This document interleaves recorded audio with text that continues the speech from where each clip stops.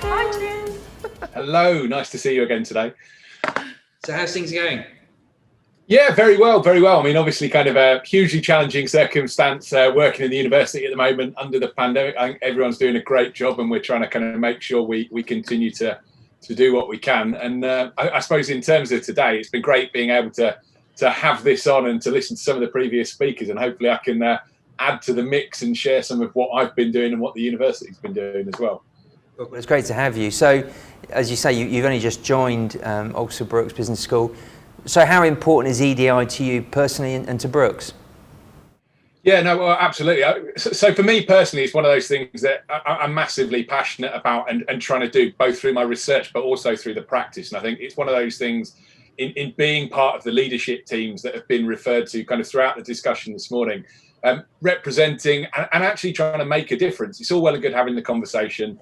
It's all well and good the awareness that's been increased through hugely important and significant initiatives. The Black Lives Matters obviously kind of has really brought things to the fore. But it's about walking the talk. It's actually about making a difference. Earlier on, kind of Lydia was talking about action, the need for action. But I think it's about doing it in a meaningful way. And I think being on that kind of top table, part of the Vice-Chancellor's group at Oxford Brookes, I can attest to the fact that those conversations are ongoing. It's not the fact that we've got it right. It's not the fact that we're doing enough. But the whole momentum is about doing more, doing it better. And rather than professing to have the answers, and I think kind of Lydia's involved with a number of initiatives around Brookes, and there are others involved in those conversations.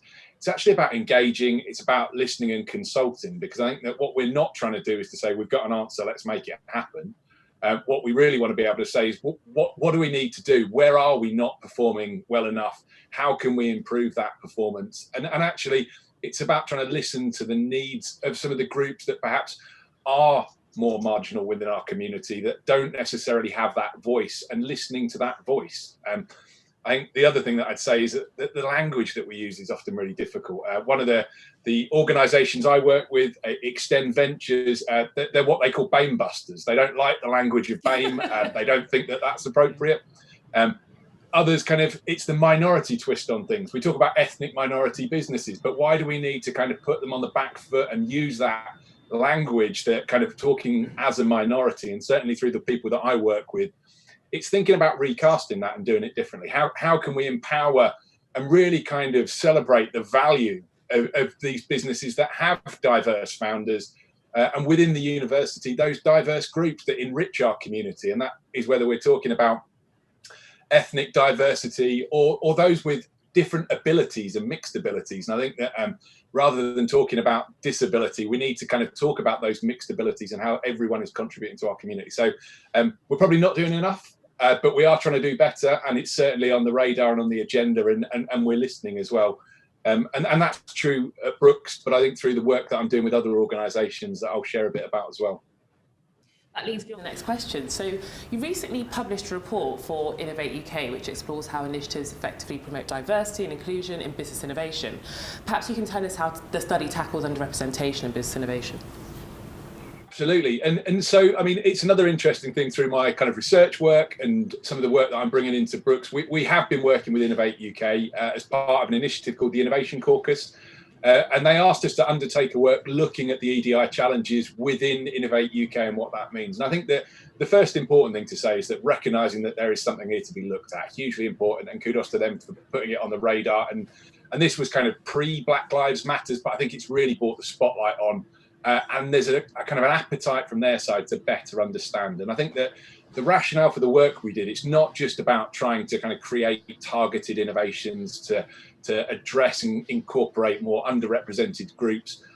It's much more than that. It's about trying to fundamentally strip back what's working and why and who's disadvantaged and what the implications of that are. So the piece of work itself, we actually went out and looked at diversity in its kind of broadest form. So we looked at kind of ethnic diversity, we looked at age, we looked at the profile of where people are, looking at the geography of it. We looked at gender. And actually, one of the big challenges here is not just these siloed diversity challenges, which in themselves all merit kind of huge consideration, but it's the intersectionality challenge. And through the work that we did, we went out and we spoke to those that have been successful in obtaining funding from Innovate UK. We talked about, to some of those that haven't. We talked about why people apply and why they don't. And there's so many kind of really kind of important aspects to this to try and think about what Innovate UK can do better. And I think it also is beyond Innovate UK. Let's not just pretend that this is a problem within certain circles of funding. It's about trying to access and really kind of promote engagement with these diverse communities wherever they are.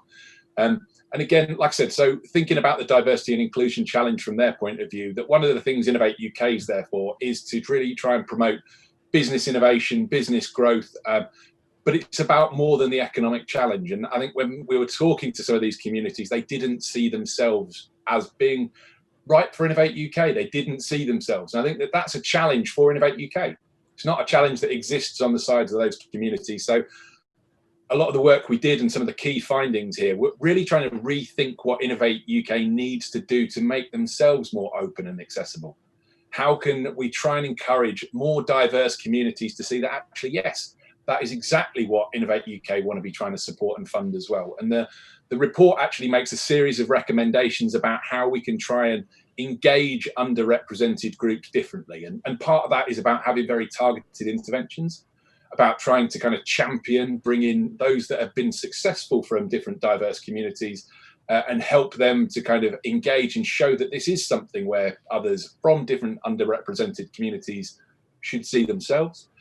But there's also kind of some system challenge here. We need to kind of rethink the way in which kind of society works. We need to address both conscious and unconscious biases in assessment, in background, educational achievement, and actually trying to see what it is that we can do to reposition and reorientate that system. And that's one of the kind of key things that comes out of the report, saying, yes, Innovate UK is part of this challenge. We recognise they have more to do, but we need to be thinking about joining up. We need to think about how we can incorporate partnerships that are of different public, private sector organisations, government departments. And that kind of really lays a kind of challenge out now for Innovate UK, but for other quarters within government as well. Really insightful.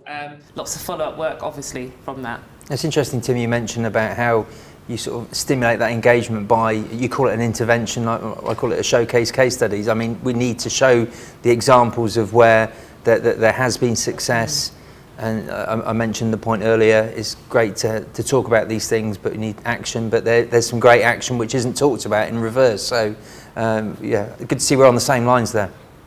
Yeah, absolutely. And I think that one of the things for me, though, is we want to try and showcase this excellence, put those case studies out there, kind of really uphold these champions and show that there are individuals from underrepresented communities there that have kind of benefited and been supported, and we've seen their businesses grow and scale, and that the gate is open. We want to try and make Innovate more accessible and more open, and that's part of what this work does.